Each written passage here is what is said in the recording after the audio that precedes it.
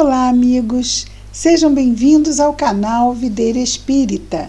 Meu nome é Cristina Brito e este é o programa Gotas do Evangelho. Aqui juntos, vemos as mensagens do Espírito Emmanuel recebidas pela mediunidade de Chico Xavier e reunidas no livro Caminho, Verdade e Vida, publicado pela Federação Espírita Brasileira.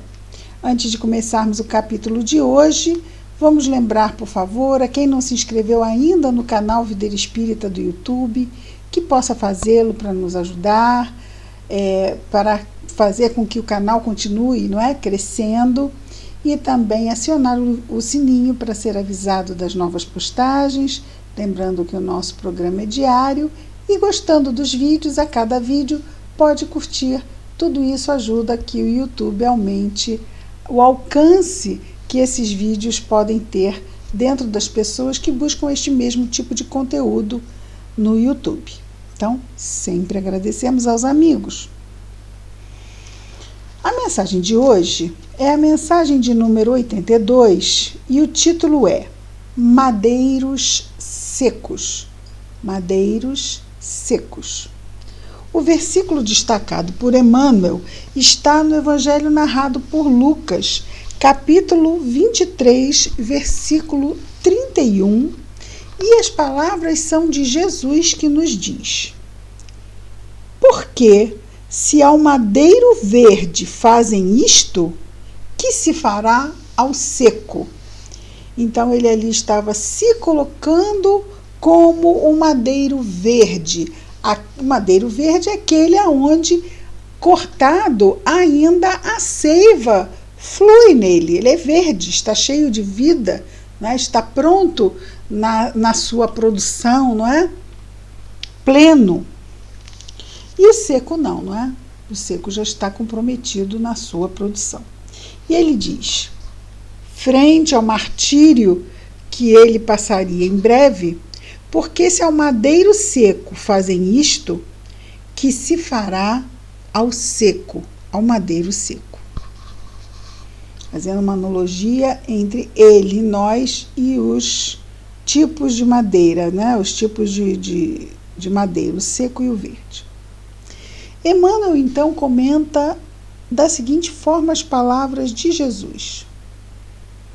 Jesus é a videira eterna, cheia de seiva divina, espalhando ramos fartos, perfumes consoladores e frutos substanciosos entre os homens, e o mundo não lhe ofereceu senão a cruz da flagelação e da morte infamante.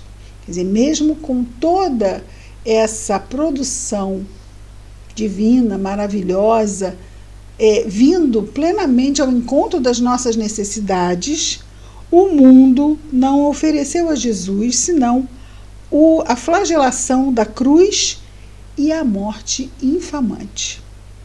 Desde os milênios remotos, é o Salvador, o puro por excelência. Lembremos da fala de Jesus quando nos diz, antes de Abraão, eu sou.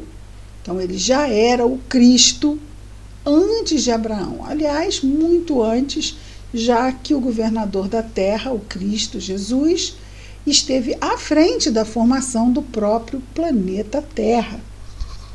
Isso nos dizem os espíritos superiores. E então, Emmanuel continua dizendo que não devemos esperar, por nossa vez, criaturas endividadas que somos, representando galhos secos, ainda secos, na árvore da vida. Em cada experiência, necessitamos de processos novos no serviço de reparação e corrigenda.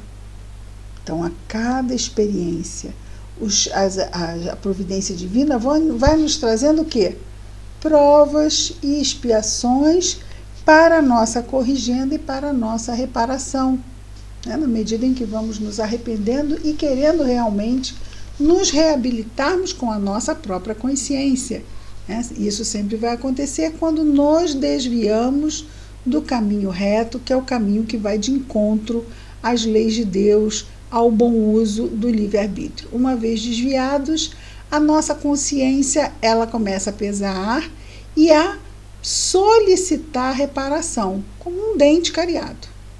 Claro que essa é uma comparação bem prosaica, né? Bem simplória, mas que fica ali, latejando até que seja corrigido.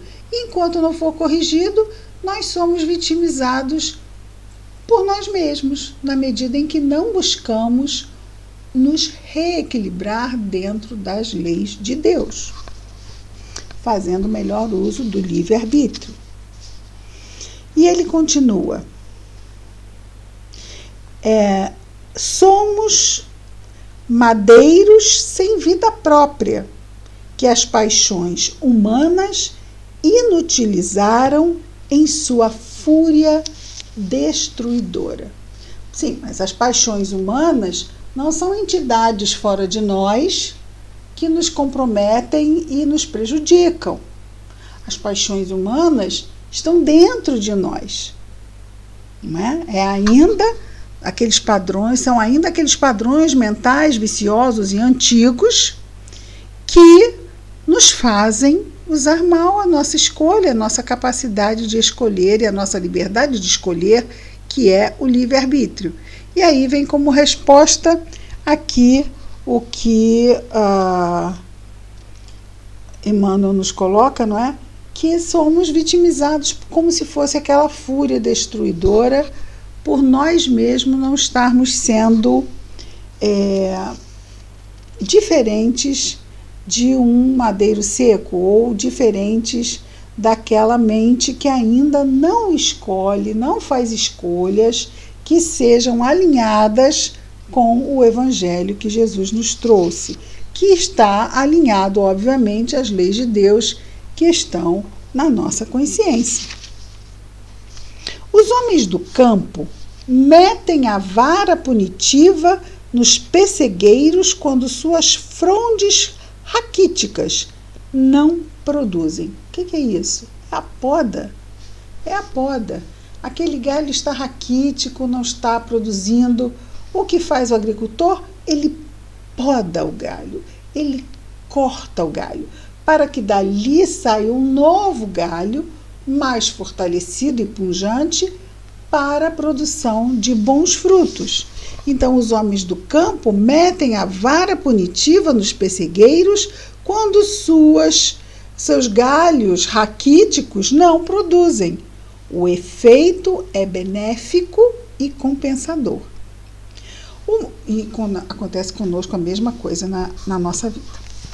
O martírio do Cristo ultrapassou os limites da nossa imaginação. Como tronco sublime da vida, sofreu por desejar nos transmitir sua seiva fecundante. Como lenhos ressequidos ao calor do mal, que é a imperfeição, sofremos por necessidade em favor de nós mesmos. Então, Jesus sofreu para nos trazer um legado de luz. Nós sofremos, diferentemente, porque ainda insistimos em escolhas infelizes. Então, o sofrimento nos vem como necessidade em favor de nós mesmos, para que aprendamos a não fazer mais aquele tipo de escolha. Desculpe. O mundo organizou a tragédia da cruz para o Mestre por espírito de maldade e ingratidão. O mundo organizou a tragédia da cruz para o Mestre por espírito de maldade e ingratidão. Mas ali nós tivemos, naquela situação, então, muita inveja, muito medo de que Jesus viesse retirar daquele status aqueles homens que detinham aquele poder temporal e mundano. E Jesus já tinha dito que o reino dele não era desse mundo, mas os imaturos continuam com o medo agindo de forma violenta para não perder o poder transitório. E aí, a sua tragédia da cruz foi arquitetada e organizada. Mas, conclui Emmanuel, nós outros, se temos cruzes na senda redentora, e as temos, não é porque Deus seja rigoroso na execução de suas leis. Sim, ele traz a justiça, mas por ser amoroso Pai de nossas almas, cheio de sabedoria e compaixão nos processos educativos. Então, o que nós vivemos como dores, na verdade, são estímulos para a nossa mudança. São respostas às escolhas infelizes que fizemos, para que não as façamos mais, porque são escolhas que não nos trazem retorno definitivamente positivo para o nosso progresso moral, e estímulos para que a gente não fique acomodado no lugar. Né? Então, muitas vezes, se aquilo ficar, não vou não à frente, porque não sei o que tem lá, deixa eu ficar aqui. Não vamos esquecer que está lá no livro dos Espíritos que não fazer o bem também é fazer o mal. Então, ficarmos acomodados a uma situação não é uma questão positiva. Não é positiva. Nós estamos aqui para seguir à frente e acima. Aprendendo sempre, progredindo sempre, amadurecendo sempre. E se nós ficamos ali cheios de resistências, a vida vai nos dando aqueles empurrões para sairmos do lugar, para nos ajudar a crescermos. Mas muitas vezes esses empurrões, eles doem.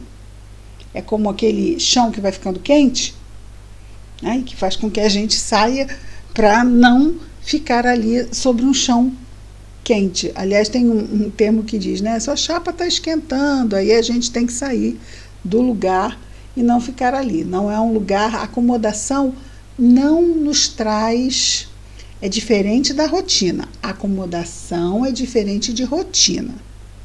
Rotina é, muitas vezes, o nosso processo diário que vai enfrentar uma rotina. É o banho, é o cuidar da roupa, o cuidar da casa, né, é o ir para o trabalho, é o voltar. Nós temos uma rotina. Tem pessoas que se cansam dessa rotina. Mas essa rotina nos é muito benéfica, essa rotina nos traz uma sensação de segurança e dentro dessa rotina muita coisa está acontecendo. É o cuidado que temos com as coisas e com as pessoas que convivem conosco nesta rotina. Então, a rotina ela é extremamente valiosa, nós vemos isso com as crianças e com os idosos. Mas nós somos espíritos ainda muito jovens, não é? E precisamos aprender com a rotina. Tem pessoas que querem uma vida cheia de aventuras, mas não sabem viver uma rotina, não sabem tirar as alegrias que um cuidado diário, não é, que um serviço diário pode trazer para as nossas vidas. Acha que felicidade é estar sempre fazendo coisas novas e maravilhosas e incríveis. E se não tem coisas novas, maravilhosas e incríveis, acha que a vida não está boa. Porque não sabe tirar a alegria da rotina abençoada. Não é? Então, isso é uma coisa, rotina. Outra coisa é a acomodação.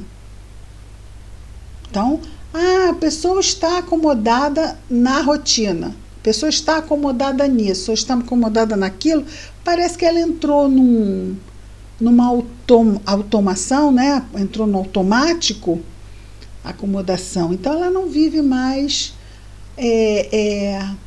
presente naquele momento. Ela está ali acomodada. Vai para lá, não, vou ficar aqui. É diferente. A pessoa, quando está vivendo a sua rotina, ela vive essa rotina de forma intensa. E agora não tem como eu não me lembrar, não é? Daquela que eu gosto muitíssimo. E sempre quando eu vou assistir, muitas vezes no YouTube, eu gosto de assistir programas antigos no YouTube, eu vou confessar para vocês. Filmes antigos, programas antigos de televisão, séries antigas. E eu gosto muito de uma série do início da minha adolescência, que se chama Mary Tyler Moore. Era uma série televisiva americana que falava de teve umas 7 ou 8 temporadas, falava de uma jornalista independente, e eu nos anos 70 queria ser aquela mulher independente, né? Ela era o ícone adolescente. E ela era uma jornalista que foi morar numa cidade, morava sozinha. E um dia ela trabalhava num jornal televisivo. E tinha o âncora do jornal, que tinha uma voz muito bonita, o âncora, mas ele era muito chacotado pelos amigos porque parecia que ele não era muito inteligente. E todos aqueles repórteres que trabalhavam lá, muito inteligentes, e ele era muitas vezes chacotado, faziam graça dele. E um dia a Mary estava muito para baixo e decidiu que não iria trabalhar. E o Ted, que era o nome do âncora, Ted Baxter, foi visitar a sua amiga Mary, saber o que estava acontecendo com ela. Aí toca a campainha, e eu estava dizendo antes, não é, que eu fico lá buscando, muitas vezes tentando descobrir onde está esse episódio para eu guardar para mim. Ainda não consegui descobrir onde ele está, mas eu vou descobrir. E ele toca a campainha, a Mary vai atender, envolta num cobertor, com aquela cara de desanimada. E ela, quando abre a porta, se depara com o Ted, que diz: Mary, o que está acontecendo com você? Você não foi trabalhar, eu vim aqui te visitar. E ela diz assim: ai, Ted. Aí ele entra, eles sentam. Eu não estou bem, a minha vida não está boa, não está bom, não estou bem. E ele fala assim: mas Mary, o que não está bem? Me conta, como é o seu dia? E ela vira com aquela carinha de sofredor e diz assim: Ted, meu dia é horrível. Eu acordo de manhã, eu vou para o banheiro, lavo meu rosto, olho no espelho, me arrumo, vou tomar o café da manhã, como café da manhã, saio para o trabalho, chego no trabalho, meio-dia, paro, vou comer alguma coisa, depois de uma hora eu volto, continuo trabalhando, quando dá 6 horas, eu paro, vou para casa, chego em casa, tomo um banho, me arrumo para dormir, sento no sofá, assisto lá um programa e depois vou dormir. Mary, que vida horrível você tem! Aí ela fala: ah, Mary, a minha vida é muito boa. E ela diz assim: Ted, como é o seu dia? Ah, Mary, eu acordo de manhã, eu vou para o banheiro, olho no espelho, lavo meu rosto, me arrumo, vou tomar meu café. Tomo meu café, vou para o trabalho, chego no trabalho, trabalho. Dá meio-dia, Mary, eu paro, vou almoçar, um dia gostoso. Volto para o trabalho. Trabalho. Dá 6 horas, Mary, eu paro, vou para casa, chego em casa. Ai, tomo um banho, me arrumo para dormir, sento no sofá, assisto um programa gostoso e vou dormir. Essa passagem é fantástica, porque mostra que este homem aparentemente simplório, este personagem, é de uma sabedoria de vida absurda. Nosso Ted Baxter sabe viver, aproveita o que a vida lhe oferece e vive da melhor forma. E a nossa Mary vivia exatamente a mesma coisa, mas vivia de uma forma totalmente diferente. Então isso é muito importante, não é? A gente viver de uma forma comprometida com a vida.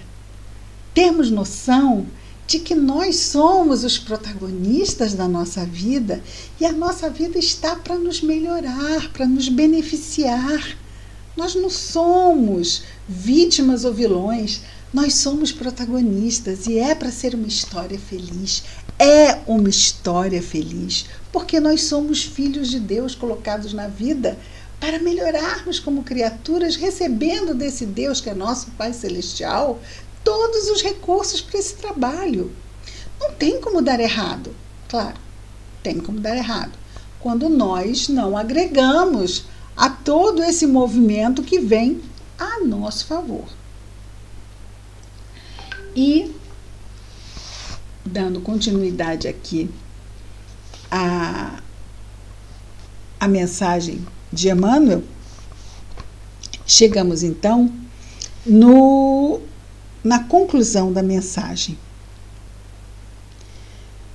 O mundo organizou, repetindo essa frase, o mundo organizou a tragédia da cruz para o mestre por espírito de maldade e ingratidão.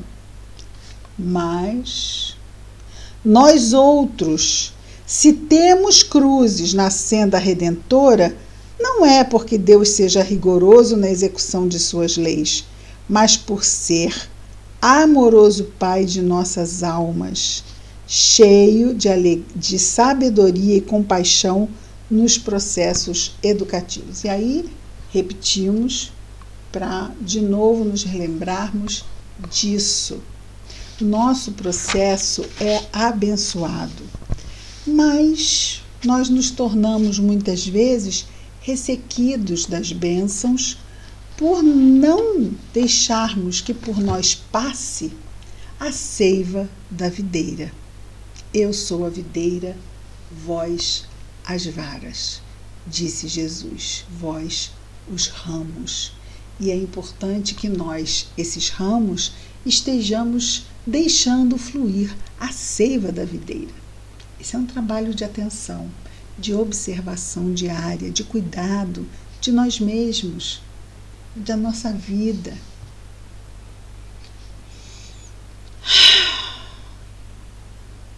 Trabalho diário, recebemos apoio, vamos nos manter atentos e firmes na fé, no bom ânimo e na perseverança. Vamos orar? Querido Mestre Jesus, médico de nossas almas, farol de nossas vidas, irmão maior, obrigado, Jesus, pela bênção da reencarnação, pelas oportunidades e recursos que recebemos para enfrentarmos as situações desafiadoras que nos chegam para o nosso crescimento. Abençoa-nos, Jesus. Abençoa a nossa saúde, abençoa os nossos lares, abençoa os nossos afetos, os nossos familiares, os nossos queridos, os que estão na carne, os que já retornaram à pátria espiritual. Mas abençoa também, Senhor Jesus, a todo o nosso irmão de humanidade. E em especial te pedimos, Jesus, pelos nossos irmãos, aonde quer que se encontrem, que neste momento estejam em sofrimento. Envolve-os em tua paz e em tua luz, Senhor. Obrigado por tudo, Mestre amado. Graças a Deus. Bem, queridos amigos, até amanhã com mais um programa Gotas do Evangelho. Muita paz a todos.